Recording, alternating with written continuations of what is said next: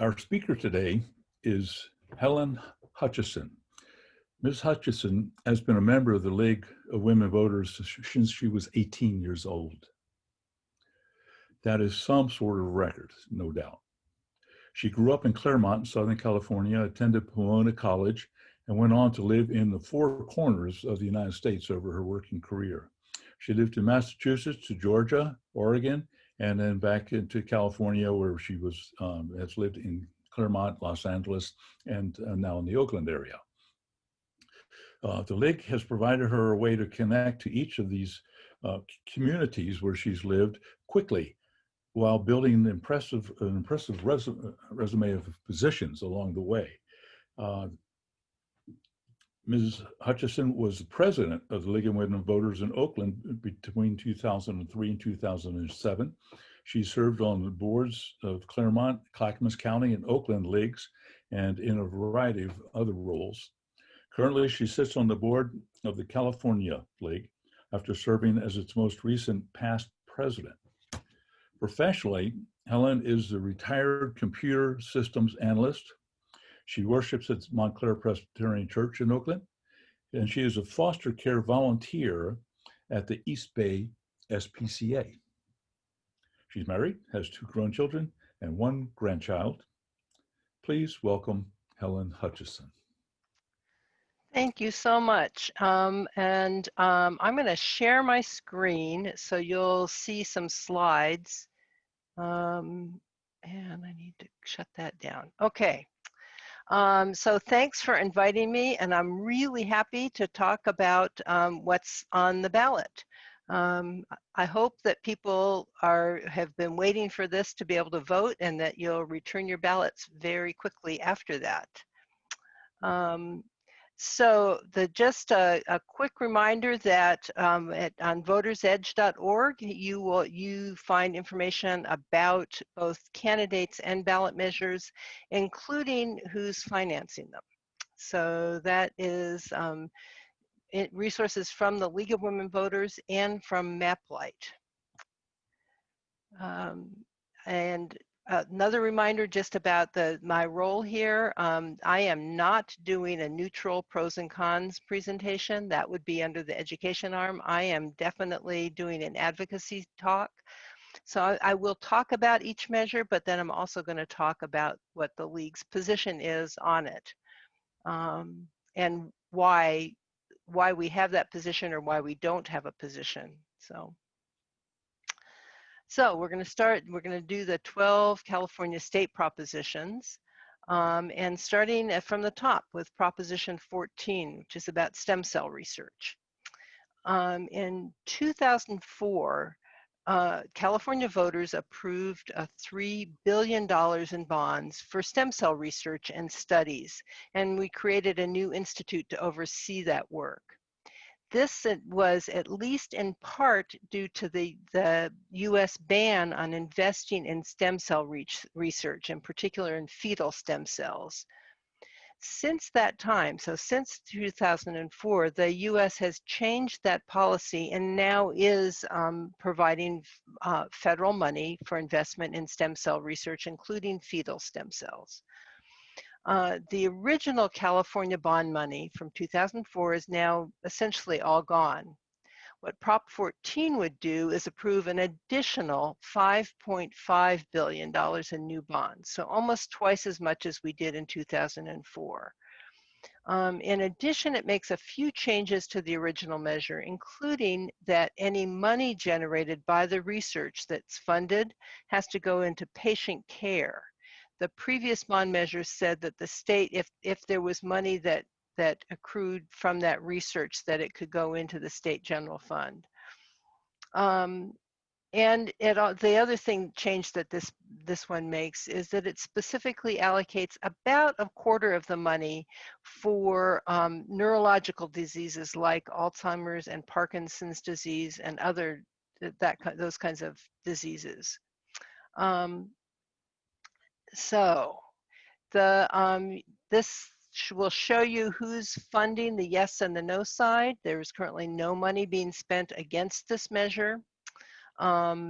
at the bottom of that slide are some of the organizations that are for or against it. So, you know, the arguments for it are pretty simple. Stem cell research has led to new medical treatments and will lead to more, and then we need to keep funding important research. The arguments against it are a little bit more complicated. They say times have changed since 2004. There's now more private money for this research and also the federal money. The league's position on this one is that we're neutral.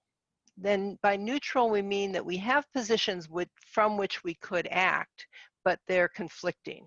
So we support the ongoing stem cell research, and we think that there should be government funding. We're not against government funding for medical research, but we're really concerned about the funding mechanism in this case.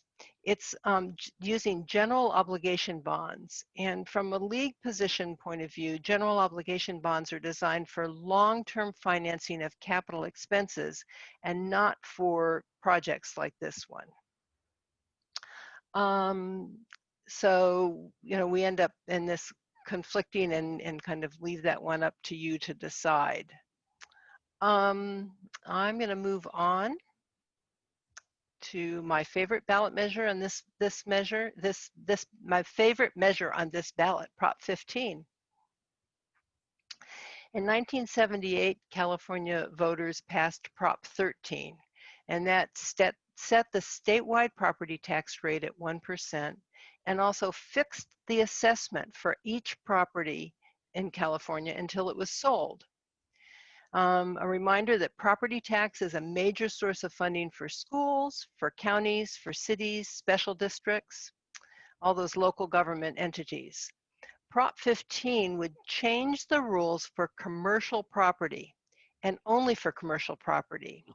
It doesn't apply to any property where people live, no matter what the zoning is. So when we say commercial property and residential property, it is actually based on the use rather than the zoning.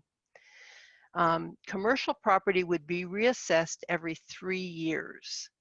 And in addition, the personal property tax, which is a tax on equipment and fixtures that all businesses pay, all businesses would be exempt for the first $500,000 of that tax. So the first $500,000 of their equipment and fixtures would not be taxed. There are some exceptions. Small businesses whose property value is less than $3 million would be exempt from reassessment. And small businesses as defined by the number of employees, so 30 or fewer employees, would be completely exempt from the personal property tax. The increased revenue from this would go to schools and local governments. So about 40% of the money would go to schools, and this is 40% statewide. The actual percentages vary from county to county, but it's about 40%.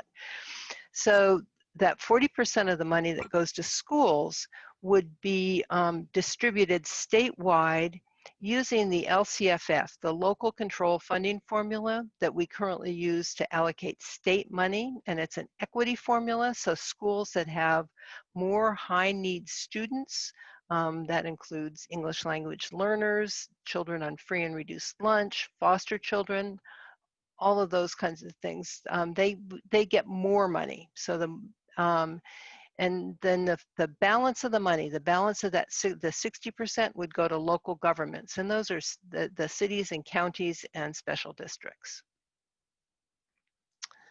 I think that anybody who's watching any television or media is aware there's money being spent on both sides of this issue. And you can see who's for and against this one. The League of Women Voters is strongly for this measure. We are one of the proponents of it. We actually signed it. We've been involved in the coalition that is working for this measure for the past 8 years. And so we actually helped write, we helped craft what's in the ballot measure. And we're really excited by the broad-based coalition that is supporting this. We believe strongly that schools and communities have been starved for the past 40 years, and this is going to be a really strong first step to help rebuild strong California communities, while at the same time continuing the Prop 13 protections for homeowners, renters, and for farms. And I'm going to ask Dennis if he thinks I should talk about agricultural land right now, or do you want to go on and we'll see if there are questions about it? Why don't you mention agricultural land since it's of interest in Monterey County? That was why I'm asking, because I know you have agriculture is a big issue, and we know the opposition is using a lot of lies and scare tactics on this measure, and one of them is that agriculture will be adversely affected. And that is really clearly, if you actually read the measure, very strongly stated in the intent of the measure, is that agriculture will maintain all of the current protections that it currently has under Prop 13 and other laws. So the agricultural land will continue to be protected and taxed exactly the way it is now. And I can't stress enough that the opposition is using lies, scare tactics, and other measures to try to confuse people about Prop 15. That they really don't have anything else that they can base strong arguments on. I point to who's in favor and who's against, and you kind of, it shows you whose interests are there. Okay, so I'm going to move on to Prop 16. In 1996, those of us who were in California then really remember we passed Prop 209, which was an initiative banning affirmative action.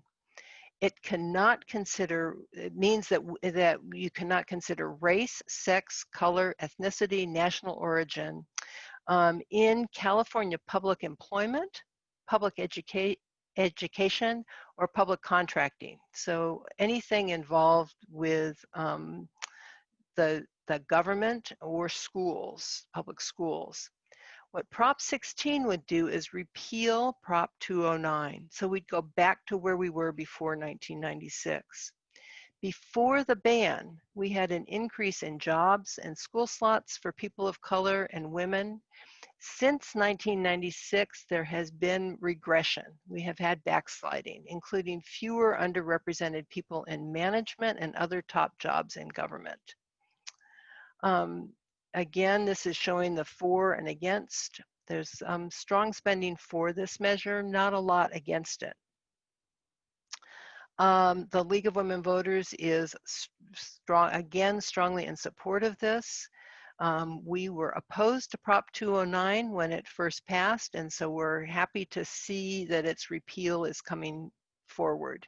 We believe that equal opportunity programs are a time-tested way to fight the systemic racism and gender discrimination by just leveling the playing field and giving everyone a fair chance and fair opportunities.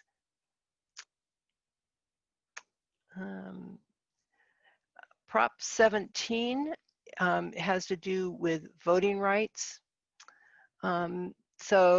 And it's voting rights for people who have been convicted of crimes. So let me just remind you that there's a difference between being in prison and being in jail. So in prison is state prison, jail is a local county level incarceration. And likewise, there's different levels of crimes. Felonies are more serious, misdemeanors are less serious. After people have finished a term in prison, so in state prison, they may spend time on parole. During that time, they're monitored to ensure they're following rules and rebuilding a life. It's usually about 3 years. Under current rules, if you've been convicted of a felony, you may not vote until you have finished your post-release parole. What Prop 17 would do would say that people who have finished their time in prison, so people who are, even if you're on parole, could register and vote. So it would allow people who are on parole and rebuilding their lives to register and vote. And a quick reminder that laws like this restricting people from voting if they have been convicted of crimes are ones that are rooted in Jim Crow laws. There's no money being spent on this one, but you can see for and against this one. The League, again, supports this one. We really believe that people on parole are paying their taxes, they're building their lives in the community, and that voting is one piece of how they build that life, and they deserve a voice in the policymaking that shapes all of our lives. I'm gonna keep moving here. Prop 18 is another one about voting. It's voting for 17-year-olds. So currently 16 and 17-year-olds can pre-register to vote, but they can't actually vote until their 18th birthday. What Prop 18 would do would allow 17-year-olds to vote in a primary election if they'll be 18 by the general election. So this year, if somebody will be 18 by the November 3rd date, they would have been allowed to vote in the primary in March. And the people that are for this, again, there's not money being spent on this one. You know, the League is quite supportive of this. We believe that young people are significantly underrepresented in voting, and that by allowing 17-year-olds to vote in the primary, it will engage them while they're still more likely to be in school. And we know that once somebody has voted for the first time, they're much more likely to vote in future elections.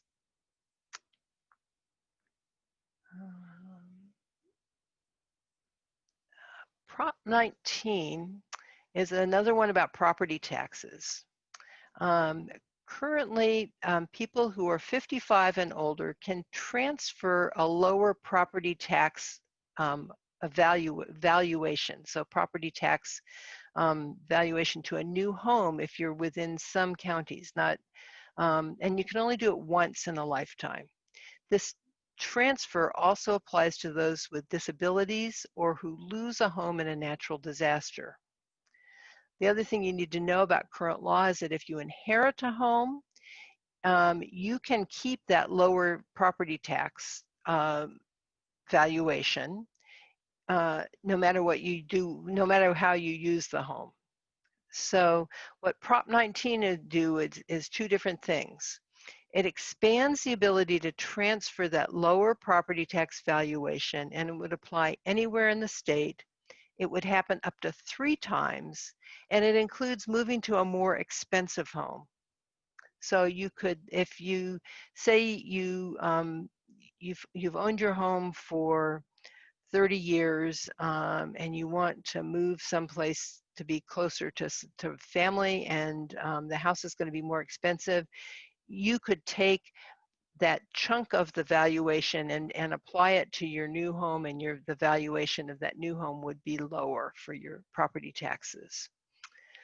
The other thing it does is it says that if you inherit a home, the taxes are going to go up unless that house is your primary residence. So if it becomes a rental property or a secondary residence, then your property taxes would go up.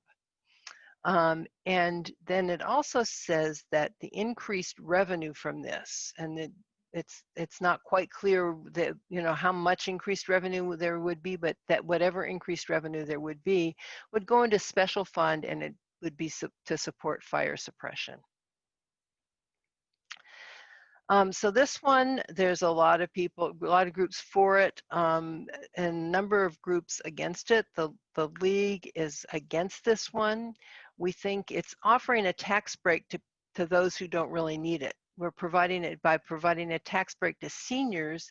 It does nothing, if senior homeowners, it does nothing to help low-income seniors or families struggling to find housing. We think it's great to close that loophole on inherited homes, so we like that part of it. But we also think that putting the money into a special fund makes it more difficult for the legislature to be able to fund any kind of response to any other kind of natural disaster or public health crisis. So that, you know, it helps firefighting, but it doesn't help earthquakes. It doesn't help in should we have another pandemic or this pandemic.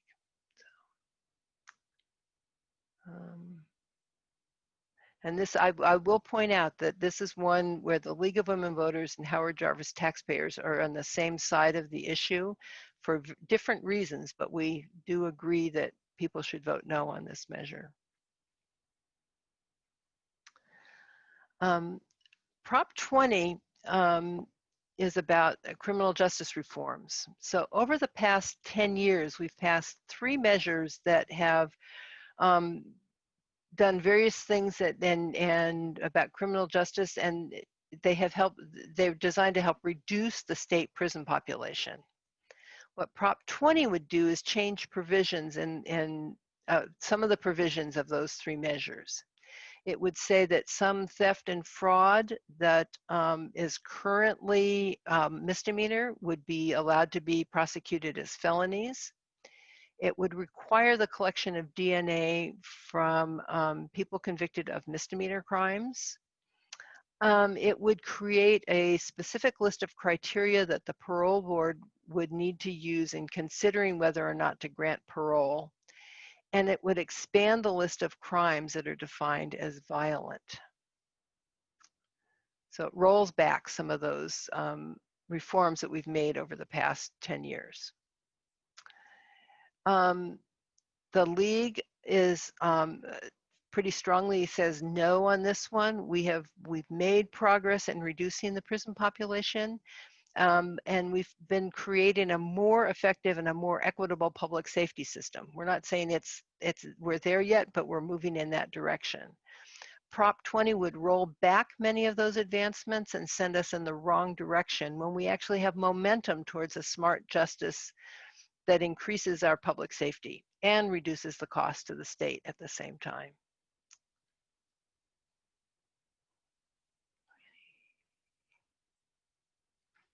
Prop 21 is about rent control.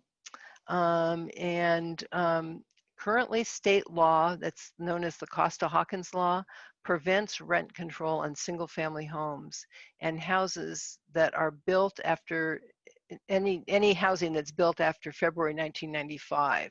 So that's 25 years old, but it is a date specific, and it says February 1995.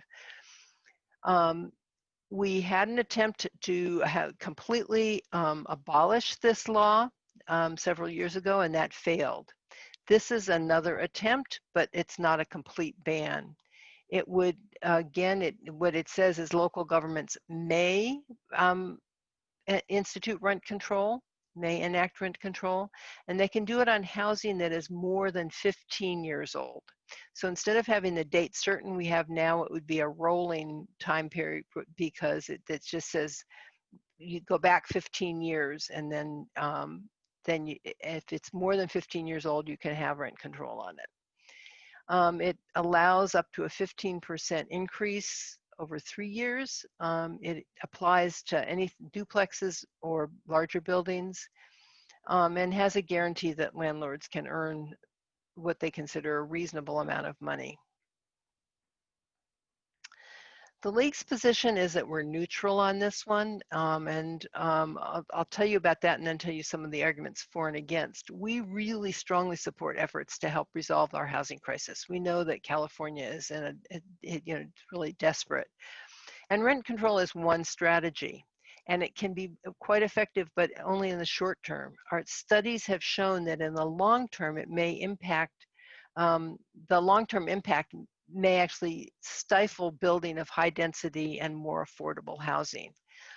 So, we're saying, are you more concerned about the short term or the long term? And we end up weighing it and saying we're not sure.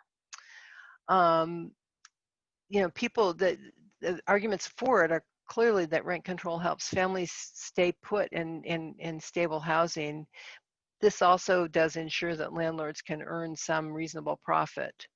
Arguments against it are that we rejected an almost identical measure in 2018, and that it does in the long term stop new housing from being built.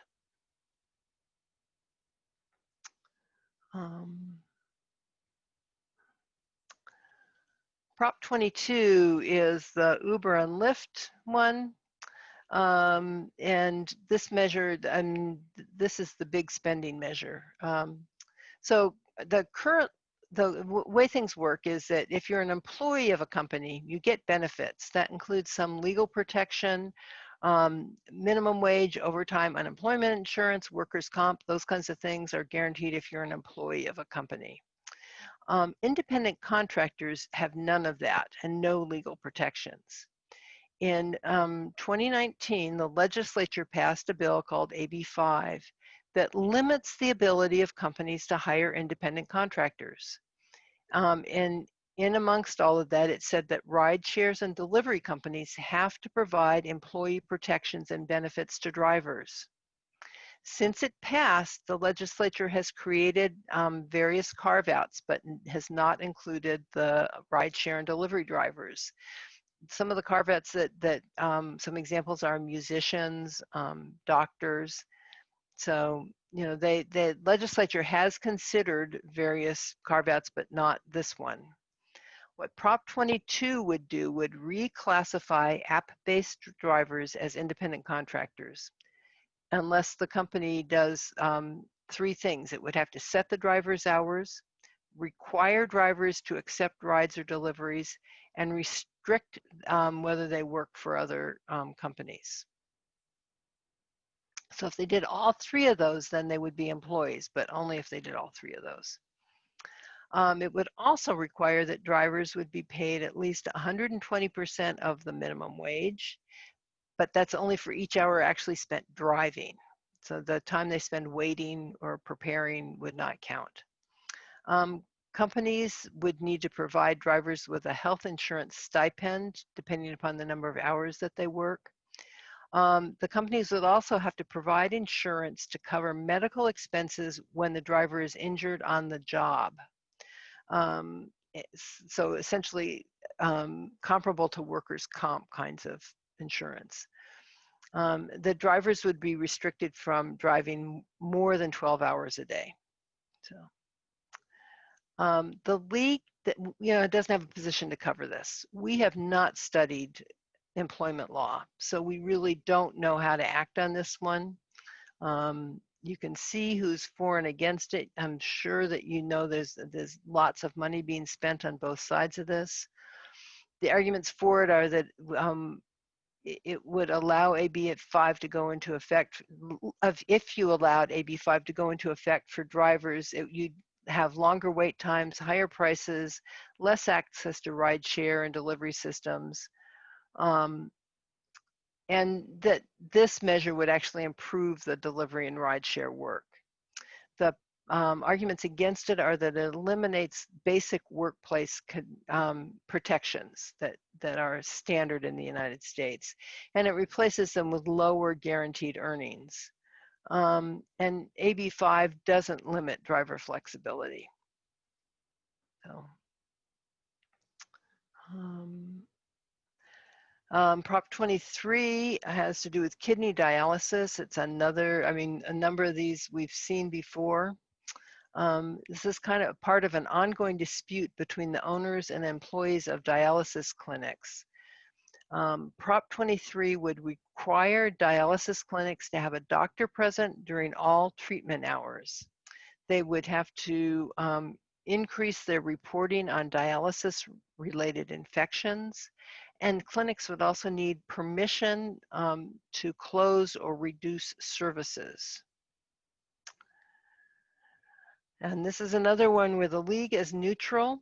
We think there's a lot of uncertainty over the costs and benefits of this measure. I'll add a personal note that we, question about how much this should be on a ballot measure and how much it should be in the legislature. The arguments for it are that patients should have access to a doctor whenever dialysis is being provided. And there need to be protections for patients when clinics either shut down partially or fully. Arguments against it are that it would make the physician shortage that we have even worse than it is now. And that dialysis is already strictly regulated.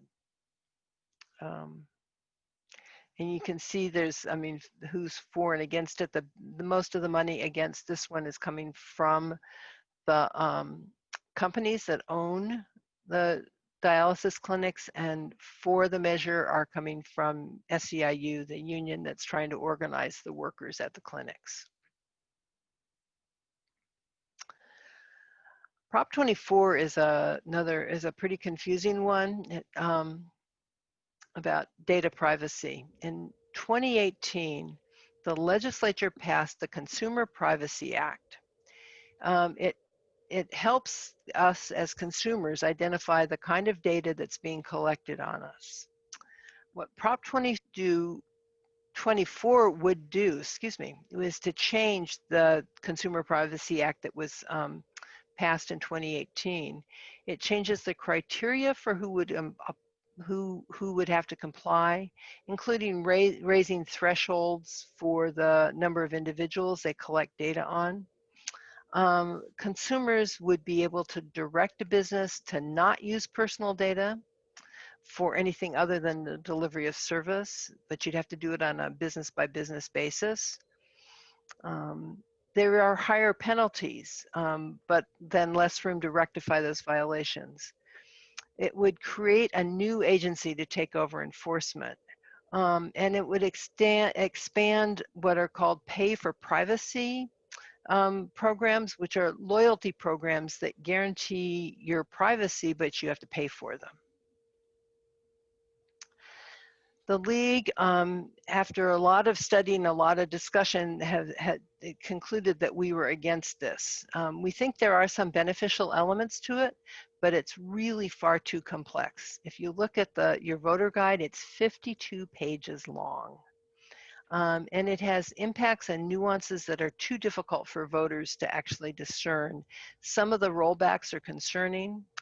And I mean, the final piece is that we haven't actually allowed the 2018 law to be fully enacted before we're trying to make changes to it. So we think let's try to, see where we are, and then hopefully the legislature will continue to tweak those laws as it is appropriate.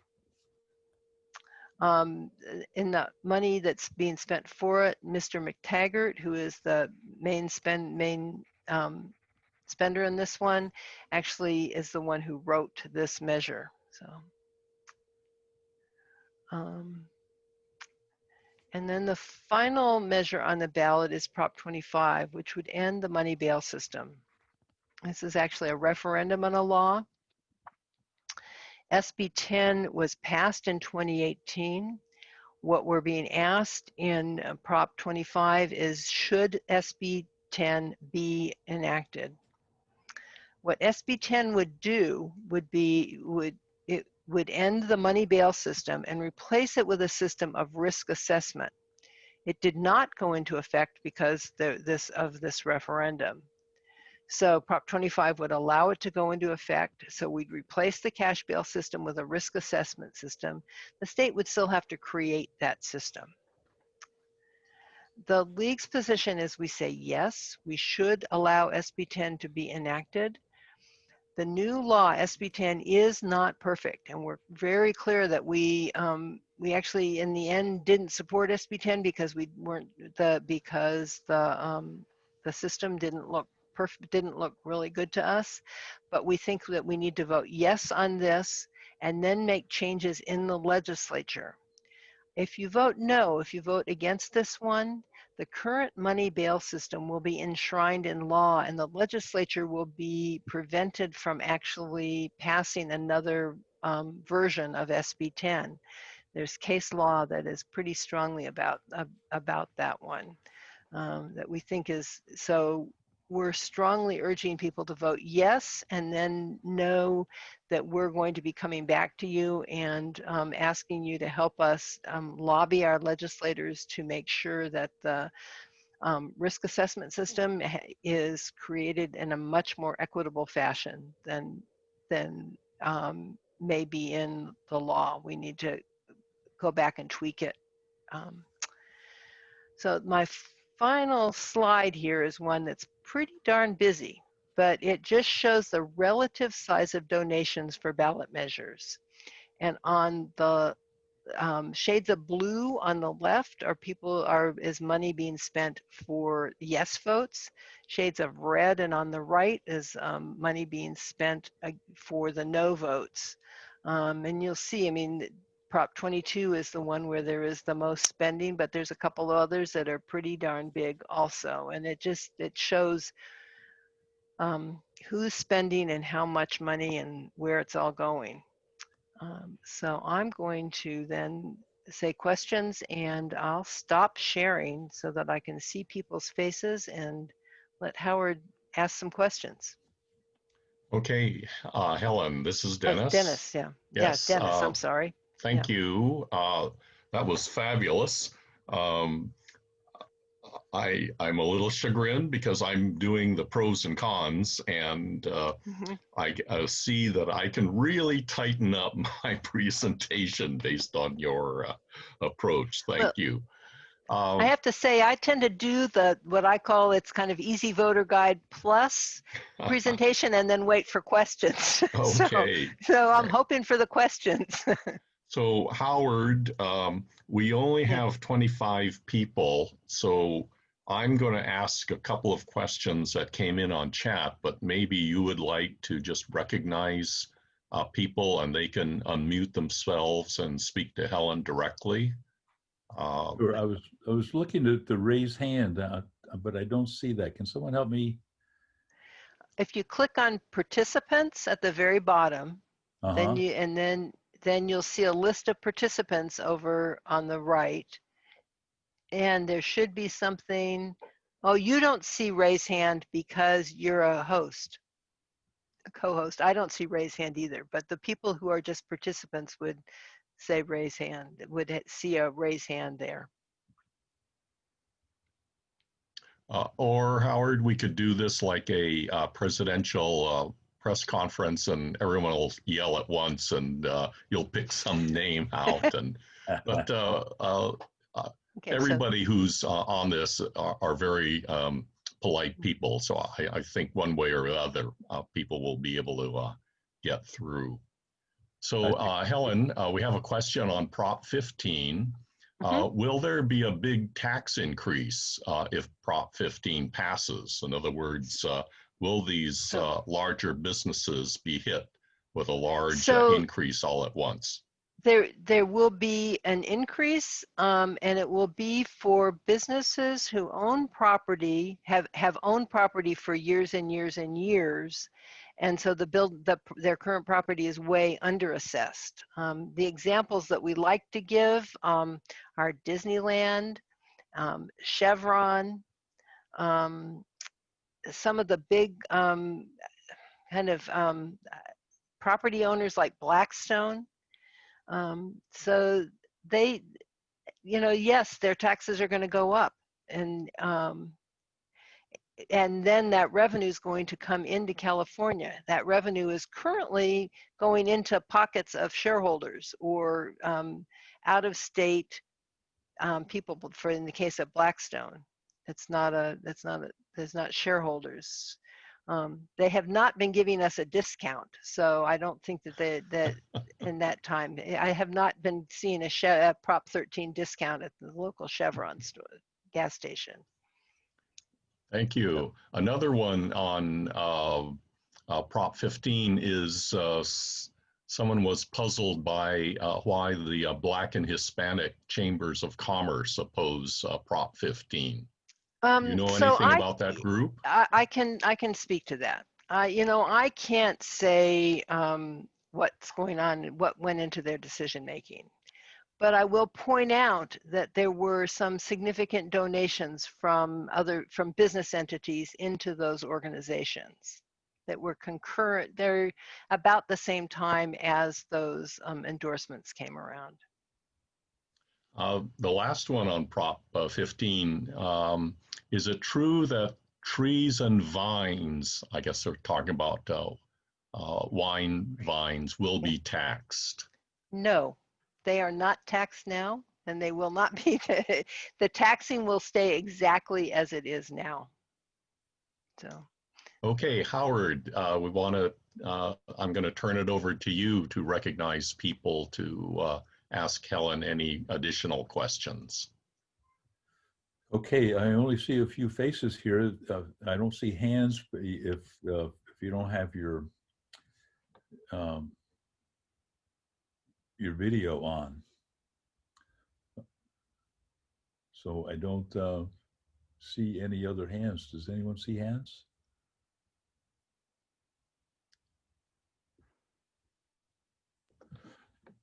I guess there are no questions. Or Howard, people could just unmute themselves and just identify themselves. Yeah, we could do that. Just to unmute yourself and ask a question. Janet. There. I'm sorry. Yeah, Michelle, go ahead. I just had a quick question about the dialysis measure 23. Is there any indication that it's unsafe not to have a doctor? In other words, I haven't seen anything that says there's something wrong that's being fixed here by having a doctor present. I mean, I don't know what the problem is, in other words. Is there a problem this is supposed to be addressing? I don't know. I mean, I think if you asked the proponents of the measure, they would probably say that nurses who are there feel intimidated challenging the management. A doctor might not feel as intimidated challenging. That doctor might have more authority. But I don't know of a problem. I mean, it is that one is a pretty difficult one to figure out all of the nuances of what's going on. I know dialysis clinics vary in, I know people who are on dialysis, and they say, you know, that there are clinics that are not very good, or it depends upon what kind of patient you are. If you've got private insurance, you get better treatment than if you're on Medicare, Medicaid. So, yeah. Thank you. Sharon, did you have a question? I was just going to make a comment, and I had not completed my ballot because there were 5 ballot measures I wasn't sure about, and now I know everything. Thank you so much, Helen. I can finish this and get it off. Great, get it. Yeah, let's get our ballots in early. We join the rest of California. We're going to get a vote early. Cynthia. You have to unmute yourself, Cynthia. The lower left. Unmute, Sam. Okay. There. Okay, my question There you on go. the Good. can you hear me? Yes. My question on the dialysis, they did similar things to restrict abortions, requiring the clinics, they were trying to do away with it, and that was one technique they used with doing away with abortion clinics, saying they had to have doctors there, or they had to you know, that type of thing.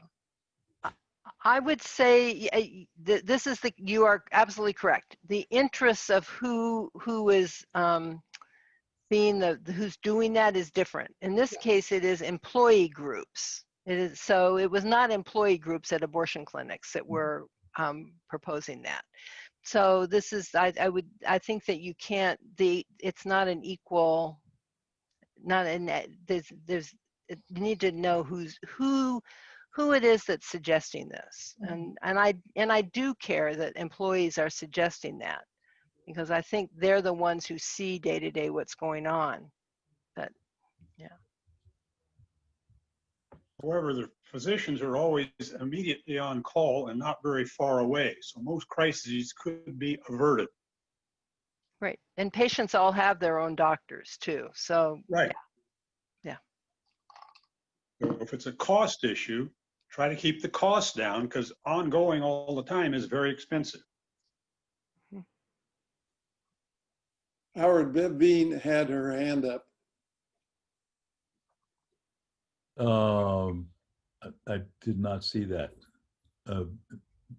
Bev B. Colette has her hand, or Vicky. Vicky has her hand up. Vicky. Yeah. I had a question about 19. I gather that the objection is that there's no income test for seniors. And thinking of a personal example, I know a friend who would like to move closer to her daughter, but they're in Southern California, and they will probably have to buy a more expensive house, which is a disincentive in itself, and then in addition, pay more property taxes. Right. And that I mean, that is one of the arguments for 19 is that more people will move, which will help open up housing a bit. So, yep. We have cats here too. We allow cats in the league. Yes, but the league's position is that the people who really need the help on housing are not seniors who are homeowners. Quite honestly, it's seniors who are housing insecure, and this does nothing to help them. Can I add something to that? If you notice, the California Realtors Association is the major funder of this. So they see this as a business opportunity, and they're financing that proposition. So, you know, you can read a lot into that side of the argument. Helen, I wanted to ask a question about, or make a comment about item 16, I think it is. No, 15, the split roll. Yes.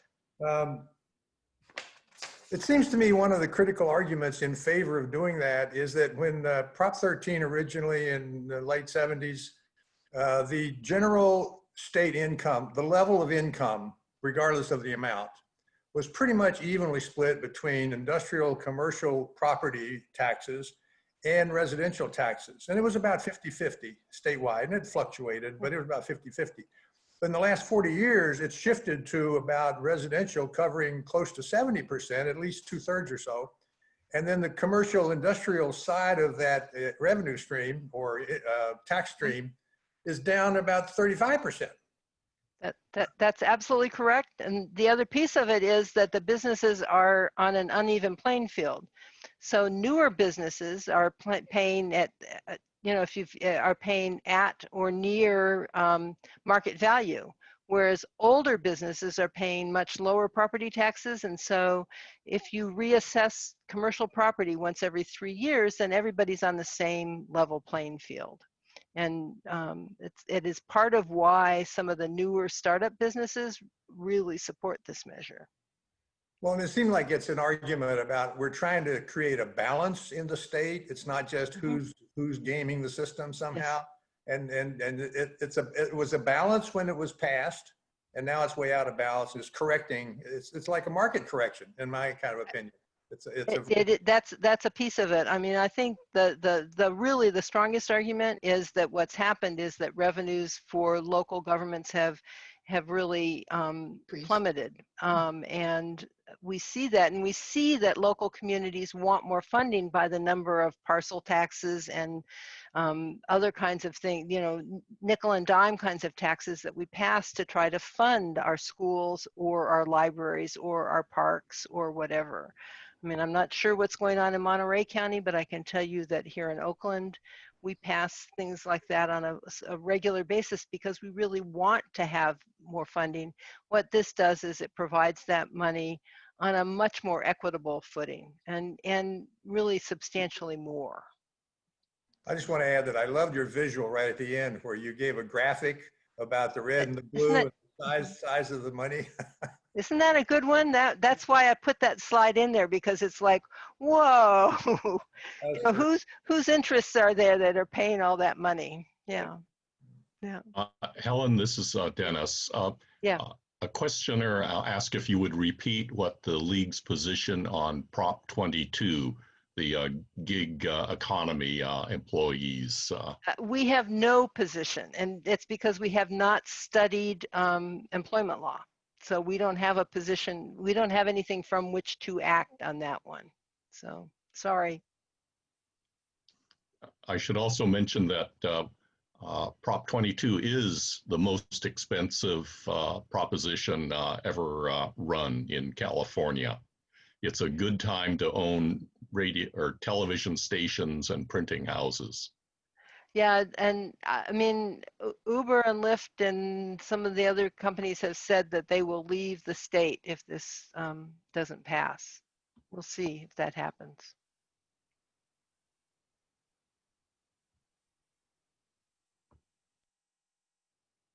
More questions? Well, I guess you've answered everyone's question, Helen. Great. Yeah, Great. so now we can complete our ballots and get them in plenty of time. Right, So- and make sure that all of your friends and neighbors and everybody else is returning their ballots too. And as I said, sooner rather than later. I'm sure you've got ballot drop boxes around Monterey County. You've got a great registrar there, and so They come to the post office. the post office works too. Yeah. And you can, if you don't know about it, you can sign up to track your ballot and get an email when it's received and whether it's going to be counted. I mailed put mine in a Dropbox the other day and just got an email from our registrar that said they'd received it and validated my signature. I was like, yes. Excellent. Everybody should be encouraged to do that. Yeah. Absolutely. We Absolutely. performed a little experiment. About 10 days ago, we voted, and I put mine in the Dropbox in front of the library, and Roberta put hers in the mail. The same day, she got an email and a text indicating that the post office had received her ballot.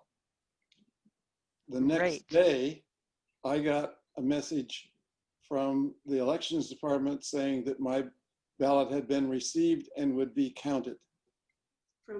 And about a week later, Roberta got a second message from the elections department this time saying that her ballot had arrived at the elections department and it would be counted. So it took me a week longer. It took a little longer in the mail. But it got there. But it got there. Yep, it gets there, and those messages are reassuring. I like that system. So I think we've got good systems in California, and we need to assure people that it's going to happen. But if you get your ballot, the sooner you get your ballot in, the sooner the elections office can process it and be ready on election day to deal with all of whatever comes in that day. So Helen, this is Dennis. We also have 35 league members who are going to be working at the polls on election day. So good for you. We're doing whatever we can. Yep, Sharon has a question. I have a neighbor who is housebound and she couldn't get her, she couldn't deliver her ballot. So she asked me to. I signed the outside of the envelope where it's, wanted my name and my relationship to her. But I was scared. I mean, I looked up online to make sure I was doing it right.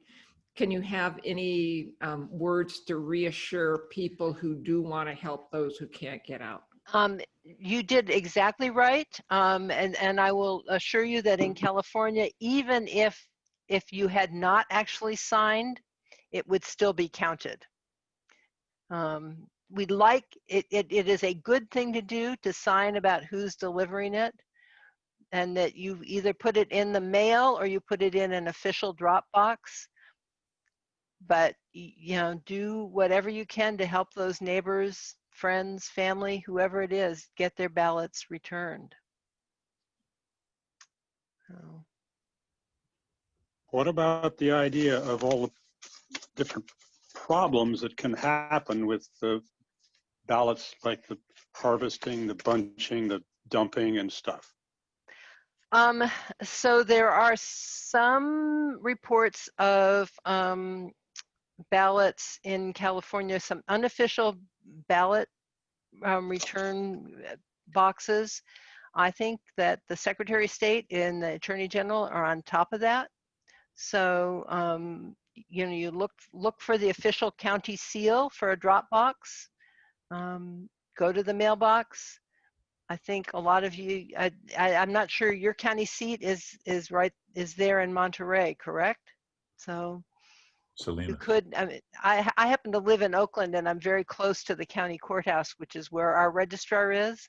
So I actually could walk my ballot directly into the registrar's office. I chose to use the drop box that was outside instead, but you know, do whatever you can to get your ballots back, but then make sure other people are doing the same. Ask the people when you're in the grocery store, whoever you see. Yeah, Sharon. I have a question about people who decide that they want to vote at the polls because they've received their mail-in ballot. I understand they have to take that to the poll and surrender it, or else get a provisional ballot. Yes. I'm not sure how many people are aware of that, and that they might be concerned or upset when they get to the polls and are informed of that. That is correct. So help spread the word that if you want to vote in person, you know, you need to have your ballot and the envelope. You need to have both. The return envelope is the other piece of what you need to have. Thank you. So you don't vote twice. Right, exactly. Yeah, right, you're guaranteeing that you aren't going to vote twice. This is Dennis. Sharon, the situation you described is the same that has existed on all previous elections. There's nothing odd about it. And when people come in really upset, well, we just calm them down. They fill out the form and everything is fine. Okay. Yep. Yep. Yeah. Any other questions, comments? Okay, well, thank you very much, Helen. It's been very interesting. My pleasure. And I think we're ready to vote now. So thank you so much for helping. Good. Well, it's my pleasure, and I'm looking for great turnout in Monterey County. I'll watch your returns and see how you do. We have over 70% historically, so we do pretty well. That's good. So let's see if you can get it up above. How much above 70% can you get your return, your voting rate? We're watching. All right. Thank you. Okay. Thank you all very much. Thank One you. last thing before we go. Very well done, Helen. Very well done. Thanks. I'll Thank say you. wonderful. Very nicely done. Our next meeting is on November 11, and we will be talking with Mike Clancy again. You may remember him from a year or so ago when he talked to us about one of the early people talking about global warming. And we've asked him to come back and talk to us about the impact of the pandemic on global warming. So we're going to get an interesting twist on this and an interesting view on it next month. So we look forward to seeing you all or having you join us too. Thank you.